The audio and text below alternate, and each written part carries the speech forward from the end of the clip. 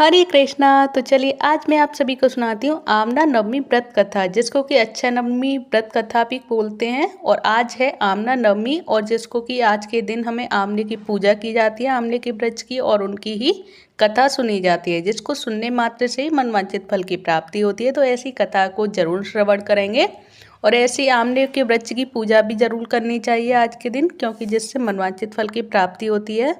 तो सबसे पहले मैं आप सभी को बताऊंगी कि अक्षय नवमी यानी कि आमना नवमी व्रत की पूजा विधि क्या होती है, किस तरह से हम भगवान की पूजा करेंगे, क्योंकि भगवान विष्णु की पूजा आराधना होती है और आमले की वृक्ष की पूजा होती है, जिसमें भगवान विष्णु, महेश और लक्ष्मी जी का वास होता है, ब्रह्मा विष्णु महेश। और जिस वृक्ष की पूजा करने मात्र से ही हमें इन सब का आशीर्वाद प्राप्त होता है। तो यह त्योहार जो कार्तिक महीने की नवमी को मनाया जाता है, और इसको अक्षय नवमी भी कहते हैं, और इस दिन आंवले की पूजा होती है। अगर किसी बाग में ना हो सके ये आंवले का वृक्ष, तो आंवले की एक डाली तोड़वाकर या मंगाकर तुलसी के गमले में लगा लेते हैं, और इसके बाद उनकी पूजा करते हैं।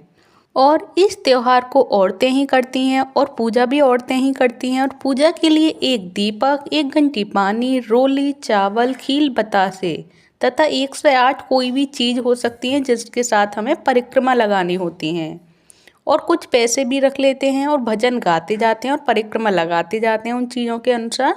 और परिक्रमा लगाते जाते हैं, पूजा करके पूजा का सामान माली को दे देते हैं पूजा करने के पश्चात। और पूजा के बाद कहानी सुनते हैं, और वो कहानी कौन सी है जो मैं आप सभी को सुनाने वाली हूँ। और उस दिन पक्का खाना बनाते हैं, पूजा करके ही खाना खाया जाता है, और उससे पहले व्रत रखते हैं। और इसके साथ साथ बाद में बधाया भी गाया जाता है। और आंवले के पेड़ में पूजा के समय धागा या सूत भी लपेटा जाता है, जिसको कलावा भी बोलते हैं। तो चलिए अब मैं आप सभी को सुनाती हूँ मनवांछित फल प्राप्ति करने वाली आंवले व्रत की कहानी, जिसको आंवले की कथा या अक्षय नवमी व्रत की कथा भी बोला जाता है। तो चलिए सुनिए मन लगा के आंवले की कथा। तो एक थी एक बुढ़िया, वह रोज सुबह उठकर कार्तिक नहाती थी। जमुना जी नहाकर रोजाना सोने के आंवले दान करती थी। उसके बेटे या बहू को ये अच्छा ना लगा, और उन्होंने कहा कि ये तो सारा सोना खत्म कर देगी। तो बेटे ने कहा, अम्मा तुम चांदी के आंवले दान कर दिया करो। फिर सोचा कि चांदी भी खत्म हो जाएगी, फिर सोचा लोहे के बनवाएं, लोहा भी खत्म हो जाएगा, फिर लोहे के जगह तांबे के बनवाए तो वो भी तांबे भी खत्म हो जाएगा, ये कह के बंद करा दिए।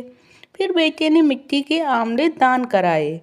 फिर सोचा कि मिट्टी भी सब कहाँ तक आएगी, इसलिए मिट्टी के भी बंद करा दिए कि मिट्टी भी खत्म हो जाएगी।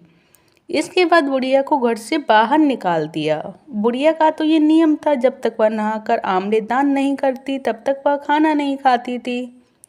बुढ़िया जमुना किनारे पड़ी रहती और बालू रेत के आंवले बना बना कर दान करती थी। और उस बुढ़िया के इस तरह के नियम को देखकर इतनी परेशानी होने के बाद भी उसने अपने नियम को नहीं छोड़ा, और इस नियम को देखकर भगवान बहुत खुश हुए उसको। और भगवान ने बुढ़िया के लिए मकान बनवाना शुरू करवा दिया। उसी मकान में बुढ़िया रहने भी लगी। उधर बेटी बहू ने जब से बुढ़िया को घर से निकाला था, तभी से उनकी बुरी हालत हो गई, और एक एक दाने को तरसने लगे। वह घर छोड़कर काम धंधे की तलाश में निकल पड़े। पहुँचते पहुँचते वह बुढ़िया का जो मकान बन रहा था वहीं पहुँच गए, और ईंट गिलोरे का काम करने लगे।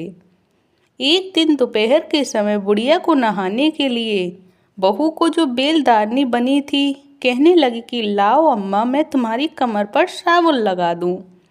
पीठ मलने लग गई, और बहू बुढ़िया की कमर मलने लगी। बुढ़िया बार बार मना करने लगी, लेकिन वो उसकी बहू नहीं मानी, और फिर भी पीठ मलती रही। उसको बुढ़िया की कमर पर मस्सा दिखाई दिया।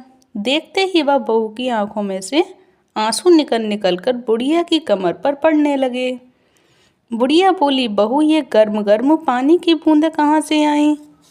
तो बहू ने कहा, अम्मा तुम्हारी कमर पर जो मस्सा है उसको देखकर मुझे अपनी सास की याद आने लगी है, इसी से मेरी आंखों से आंसू गिरने लगे हैं। ऐसा ही मस्सा मेरी सास की पीठ पर भी था। तो बुढ़िया बोली, कहाँ गई तेरी सास? तो बहू ने सारी बातें बता दी जो घटी थी, और जो जो उन्होंने बुढ़िया के साथ और अपनी सास के साथ किया था, और किस तरह उसने अपनी सास को घर से बाहर निकाला था। तब सास ने समझा कि यह मेरी ही बहू है। तब सास ने कहा कि बहू तेरी कन्नी तेरे आगे आई और मेरी कन्नी मेरे आगे। उसी दिन से बेटे बहू बुढ़िया के साथ ही रहने लगे और भगवान ने जैसी बुढ़िया पर कृपा करी वैसे भगवान सब पर कृपा करें। बुढ़िया मरने पर स्वर्ग को पहुंची।